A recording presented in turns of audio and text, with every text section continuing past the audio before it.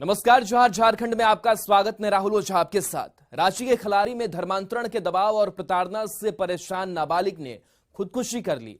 Love जिहाद के सनसनीखेज मामले में गिरफ्तार नाबालिग आरोपी को जुवेनाइल जस्टिस बोर्ड के पास भेजा गया है। रिपोर्ट देखिए। पहले धर्म छिपाकर प्रेम जाल में फंसाया, विवाह के बाद धर्म बदलने का दबाव बनाया। प्रताड़ना से परेशान नाबालिग ने की खुदकुशी। झारखंड में लव जिहाद ने ली एक और जान। झारखंड में लव जिहाद ने एक और मासूम की जान ले ली है। ये सनसनीखेज वारदात हुई खलारी में, जहां नाबालिग मुस्लिम युवक ने 2 साल पहले नाबालिग हिंदू किशोरी को प्रेम जाल में फंसाया। हिंदू बनकर धोखे से शादी भी कर ली। बच्चे का जन्म हुआ तो आरोपी का असली चेहरा सामने आया। उसने लव जिहाद का खतरनाक खेल शुरू किया और हिंदू युवती पर धर्म बदलकर मुस्लिम बनने का दबाव बनाने लगा। आखिरकार धर्मांतरण और लोक लाज का दबाव वो नहीं झेल पाई और खुद की जान ले ली। शुरू से लास्ट तक कुछ नहीं हुआ। 2 साल से क्या चल रहा था उस समय हमको नहीं मालूम है। वो लड़का है एक बैग, एक सप्ताह से इस सब टंग फंस चलता था। झारखंड में लव जिहाद का जहर तेजी से फैलता जा रहा है। एक के बाद एक सामने आ रहे मामलों ने हर किसी को झकझोर कर रख दिया है। खलारी की ताजा वारदात ने पुलिस ने आरोपी को हिरासत में तो ले लिया, पर नाबालिग होने के चलते उसे जुवेनाइल जस्टिस बोर्ड के पास भेजा गया है। बीजेपी नेता बाबूलाल मरांडी ने ट्वीट करके झारखंड में लव जिहाद के बढ़ते नासूर पर गंभीर चिंता जताई है। साथ ही झारखंड की बेटियों की अस्मिता से खिलवाड़ करने वालों पर सख्त कार्रवाई करने की मांग की है। वहीं लव जिहाद की शिकार बिटिया की खुदकुशी से पीड़ित परिवार सदमे में है। कबाड़ी लगाया, सीधे लटक दिया। कब मालूम चला कि लड़का मुस्लिम है? जब मैं यहाँ मारपीट खाया तब बोला। अब सवाल उठने लगा है कि झारखंड की बेटियां आखिर कब तक लव जिहाद का शिकार होती रहेंगी। प्यार की आड़ में उन्हें कब तक प्रताड़ना और धर्म परिवर्तन का दबाव झेलना पड़ेगा। झारखंड पुलिस लव जिहाद का जाल फैलाने वालों पर कब कड़ा रुख दिखाएगी। न्यूज़ 18 के लिए रांची से रूपाली त्रिपाठी की रिपोर्ट।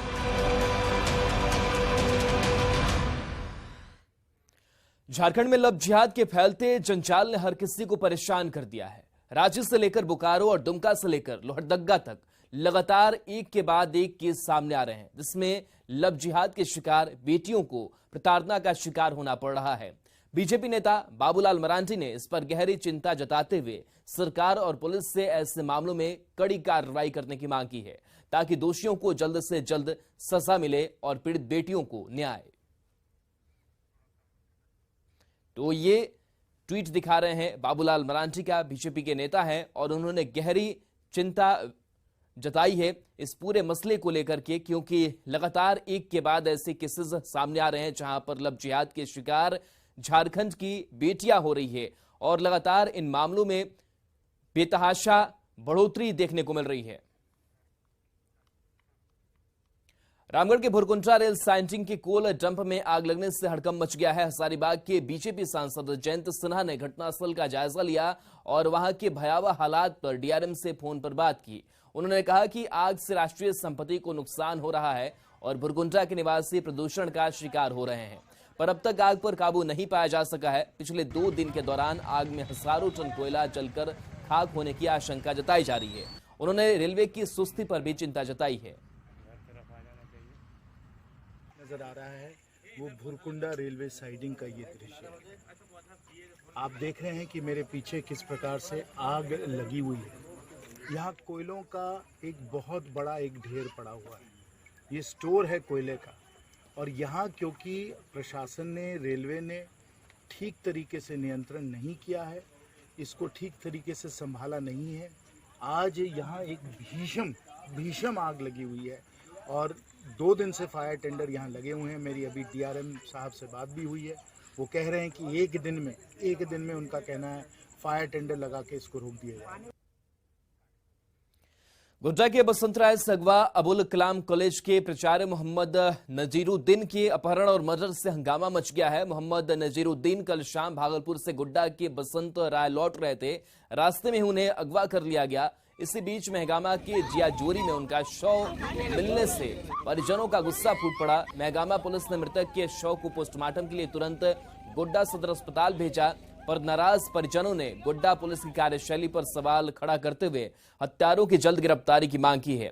इस मामले में फिलहाल उनके ड्राइवर अमन पासवान से हिरासत में लेकर पूछताछ हो रही है, जबकि मृतक के भाई और भतीजे पर पुरानी दुश्मनी में हत्या करने का आरोप लगाया जा रहा है। जो जानकारी हम लोग दे रहे थे, उनको जो लोकेशन मिल रहा था, उसी जगहों पर जाकर उन्होंने तहकीकात करने की कोशिश की, वहां पर पहुंचे। अगर अपने मन से ऐसे रास्ते पर भी वो जाते तो निश्चित तौर पर ये सारी चीज़ें उनको मिल सकती थी, लेकिन ये सारी कुछ कमियां हमें नजर आई और इसके लिए हम कड़ा शब्द में विरोध करते हैं। पंचनामा क्या वहाँ पे जो पूरा पश्चिम जो घटनास्थल का होता है, उत्तर दक्षिण क्या है नहीं है, तो आपने क्या उस पर उत्सुक है। आप ये बताइए, कोई मर्डर हुआ तो किसी ने मर्डर किया उसका, हमें नहीं कहते किसने क्या नहीं किया, वो तो जांच का विषय है। आखिर किसी ने इंसान ने मर्डर किया होगा उसका, तो कोई सबूत तो नहीं है, गवाह नहीं है कि फलाना किया। उसका जो होता है फॉरेंसिक एक्सपर्ट वहाँ पे जाके सबूत इकट्ठा करते। जो भी लोग थे, जो भी उसमें टेक्सटाइल की मदद से या और जो भी अनुसंधान का जो हम लोगों का तरीका है, उस आधार पर पूरे जिले में वो छापामारी हो रही थी। हंदवाड़ा में भी छापामारी हुई। इस तरह से जो भी इसमें लोग संलिप्त थे या जो भी पाए गए हैं, संदेह के आधार पर जो लोग हैं उसमें कुछ लोगों को हिरासत में लिया गया है, उनसे पूछताछ की जा रही है। जो भी इसमें संलिप्त है उनको फॉरवर्ड किया जाएगा। बोकारो के दुग्धा बस्ती में जेएमएम कार्यकर्ता अब्बास खान की गोली मार दी गई। उन्हें गंभीर हालत में बोकारो के बीजीएच में एडमिट कराया गया है, जहां उनकी स्थिति नाजुक बनी हुई है। जेएमएम कार्यकर्ता अब्बास खान देर रात दुग्धा मार्केट से घर लौट रहे थे, तभी शिव मंदिर के पास घात लगाए अपराधियों ने उन पर ताबड़तोड़ गोलियां बरसा दी। एक गोली सीने में, दूसरी गोली पेट में और तीसरी गोली कंधे को छूती हुई पार हो गई। बीजीएच में एडमिट जेएमएम कार्यकर्ता का हालचाल लेने कई पार्टी नेता और परिजन भी पहुंचे। दुग्धा पुलिस ने अपराधियों की जल्द गिरफ्तारी का दावा किया है।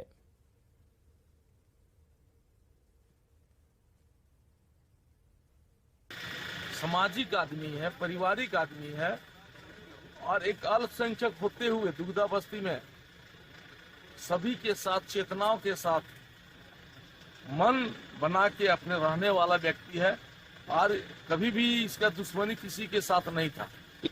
2 गोली लगी है दुग्धा बस्ती से कि इसको गोली लगा, तड़पड़ा रहा है। हमने बोला कि सीधा कि हॉस्पिटल लेके बीजीएच आओ, स्थिति नाजुक है। रांची की विशेष अदालत में अमित अग्रवाल और दिलीप घोष की रिमांड पर आज सुनवाई होनी है। सेना की जमीन की खरीद बिक्री और मनी लॉन्ड्रिंग के आरोप में ईडी ने दोनों को बुधवार को गिरफ्तार किया था। कल रांची में विशेष अदालत में पेशी के बाद दोनों को न्यायिक हिरासत में भेजा गया था। पूरे मामले में पूछताछ के लिए ईडी ने अदालत से दोनों की 5 दिन की रिमांड मांगी है। प्रवर्तन निदेशालय की अपील पर अदालत आज फैसला सुनाएगी। ज्यादा जानकारी दे रहे हैं न्यूज 18 संवाददाता अविनाश कुमार।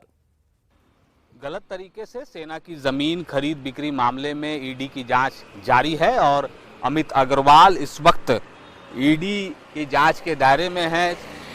जगत बंधु टी स्टेट के मालिक दिलीप घोष भी अमित अग्रवाल के संबंधों के साथ अगर हम बात कर लें तो ईडी की जांच लगातार आगे बढ़ रही है। आज ईडी कोर्ट में ईडी के द्वारा इन दोनों ही लोगों को रिमांड पर लेने के लिए सुनवाई होनी है। 5 दिनों की रिमांड अवधि ईडी की कोर्ट में ईडी के अधिकारियों ने मांगा है और ये कहा जा रहा है कि जो अब तक जांच पड़ताल में जो बातें सामने आई हैं उसके मुताबिक अमित अग्रवाल ने जगत बंधु टी स्टेट के माध्यम से मनी लॉन्ड्रिंग की है। कई किस्तों में करोड़ों रुपए उनके खाते में गए हैं और फिर उनके खाते से अमित अग्रवाल के खाते में आए हैं। तो आज कोर्ट के द्वारा कितने दिनों की रिमांड मिल पाती है, ईडी के अधिकारियों को यह भी देखना होगा। 5 दिनों की रिमांड की मांग जरूर ईडी के अधिकारियों ने कोर्ट से की है और रिमांड मिलने के बाद फिर से एक बार जांच पड़ताल शुरू होगी और जो दस्तावेज अब तक ईडी के अधिकारियों के हाथ लगे हैं उसके आधार पर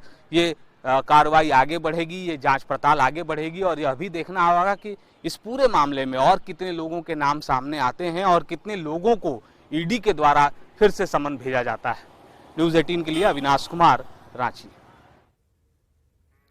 अगले साल होने वाले लोकसभा चुनाव को लेकर कांग्रेस ने 9 सीटों पर दावा ठोक दिया है। ऐसे में झारखंड में महागठबंधन की सियासत में नया उबाल आ गया है।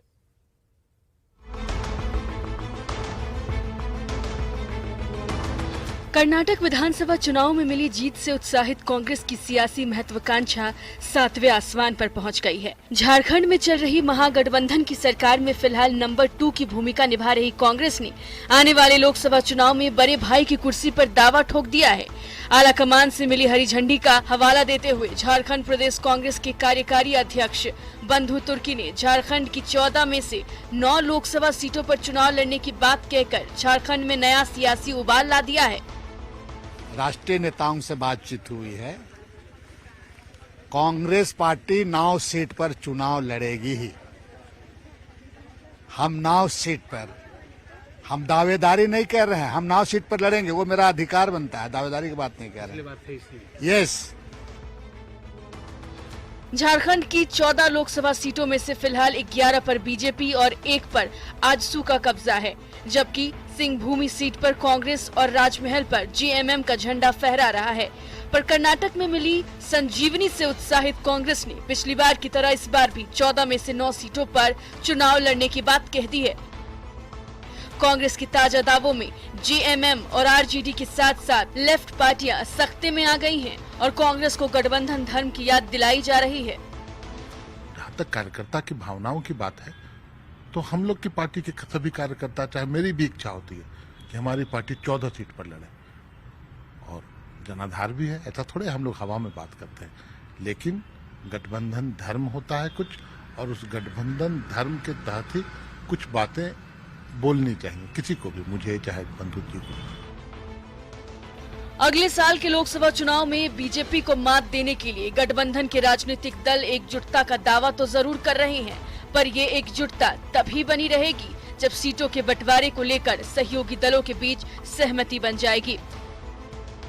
अविनाश कुमार, न्यूज़ 18, रांची। झारखंड छात्र समन्वय समिति ने 60-40 नियोजन नीति के खिलाफ 10 और 11 जून को बुलाए गए झारखंड बंद को समर्थन देने का ऐलान किया है। दुमका में आयोजित प्रेस कॉन्फ्रेंस में समिति के सदस्यों ने कहा कि 60-40 नियोजन नीति का पूरे प्रदेश में जोरदार विरोध हो रहा है। इसके बावजूद सरकार ने इसे वापस नहीं लिया। इसके विरोध में 10 और 11 जून को पूरे संथाल परगना में आर्थिक नाकेबंदी की जाएगी।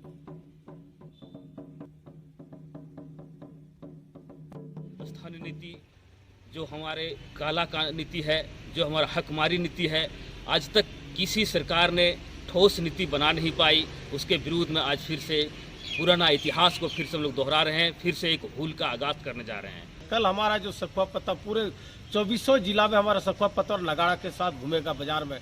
ये सरकार का जो है, और 10 तारीख से मेरा आर्थिक नाकाबंदी शुरू हो रहा है। 10 और 11 को मेरा आर्थिक नाकाबंदी।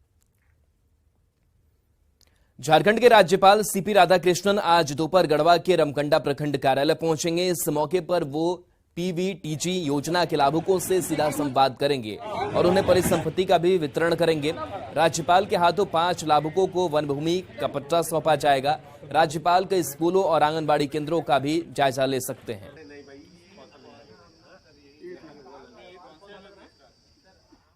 जितने भी इस प्रखंड के लाभुक हैं, विशेषकर जो प्रिमिटिव ट्राइब्स एंड जो ट्राइबल्स हैं, उन लोगों को हम लोगों ने बुलाया है। उनके साथ वो संवाद करेंगे, जानना चाह रहे हैं कि कैसा लाइफ स्टाइल है, सरकार की कौन कौन सी योजनाएं उनको मिल रही हैं। और दुमका के सरस डंगाल चेक पोस्ट पर अवैध रूप से बिना चालान के चल रहे चिप्स लदे वाहनों की जांच की गई। वाहन जांच के दौरान एक ओवरलोड स्टोन चिप्स लदा ट्रक जब्त किया गया।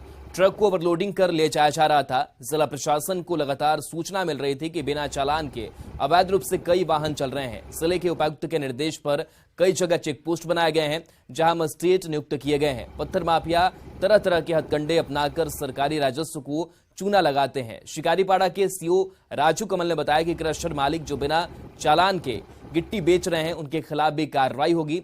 काफी संख्या में स्टोन चिप्स लदे ट्रक नियमों का उल्लंघन कर निकल रहे हैं। जिला प्रशासन नेटवर्क को चिन्हित कर उन पर कार्रवाई कर रहा है। चेक पोस्ट जो है वहाँ पे प्रतिनियुक्त दंडाधिकारी द्वारा एक गाड़ी को जब्त की गई है, जिसमें बिना चालान के अवैध रूप से गिट्टी परिवहन करते हुए उसे जब्त किया गया और थाने को सुपुर्द की गई है। यह जानकारी लिखित रूप से थाना और मुझे प्रतिनियुक्त दंडाधिकारी द्वारा दी गई है। गिरिडीह से खबर जहां तेज रफ्तार से दौड़ने वाली ट्रेनों के परिचालन में किसी तरह की दिक्कत ना हो, इसे लेकर रेल विभाग ने रेलवे ट्रैक से सटे हुए क्षेत्र में सुरक्षा को लेकर ऊंची दीवारें दे रही हैं ताकि कोई पशु ट्रेन की रफ्तार का शिकार ना बन सके। लेकिन सुरक्षा की ये दीवारें ग्रामीणों का जीना मुहाल कर दिया है। दरअसल सरिया प्रखंड क्षेत्र के करम्बा हॉल्ट में स्थित रेलवे ट्रैक के दोनों तरफ से विभाग ने दीवार खड़ा कर रखा है, जिससे गांव दो भागों में बढ़ चुका है। जहां गांव वाले रहते हैं वहां पंचायत भवन नहीं है। लोगों को पहले पंचायत भवन जाने के लिए महज रेलवे ट्रैक पास करना होता था। अब पंचायत भवन जाने के लिए 7 किलोमीटर की दूरी तय करनी पड़ रही है। वहीं इस इलाके के बच्चों के लिए भी विद्यालय जाने में समस्या हो रही है। रास्ता ना मिल रहा है, हमने के पार वार हवे के वही समस्या है यार। बच्चा तो जब बच्चा पढ़े उड़े पार वार हवे, वो आंगनबाड़ी है या स्कूल है, जितना इस पार का खेती गृहस्थ है उस पर, तो इधर का जो रास्ता नहीं मिलेगा तो आदमी जाएगा रहेगा। 3 गांव है, 3 गांव में लगभग 1,500 की जनसंख्या में लोगों को पंचायत भवन जाने के लिए कम से कम 7 से 8 किलोमीटर का दूरी तय करना पड़ता है। इसलिए यहाँ ओवरब्रिज का लोगों ने डिमांड किया है। मैंने कहा है कि मैं इसकी आवाज को मैं यहाँ से दिल्ली तक रेल विभाग में पहुँचाऊंगा। रांची के डीसी राहुल सिन्हा ने रजिस्ट्री ऑफिस का निरीक्षण किया। उन्होंने कार्यालय के अंदर काज के तौर तरीकों को जाना, साथ ही रिकॉर्ड बुक भी देखा। रजिस्ट्री में देरी को लेकर कर्मियों को फटकार भी लगाई। इस दौरान डीसी ने कई दिशा निर्देश भी दिए। डीसी ने कहा कि रजिस्ट्री ऑफिस काफी महत्वपूर्ण विंग है, यहाँ सभी प्रक्रिया डिजिटल हो चुकी है। लोगों को इस सुविधा का लाभ उठाना चाहिए। लोगों को बेहतर सुविधा मिले, इसको लेकर प्रशासन गंभीर है।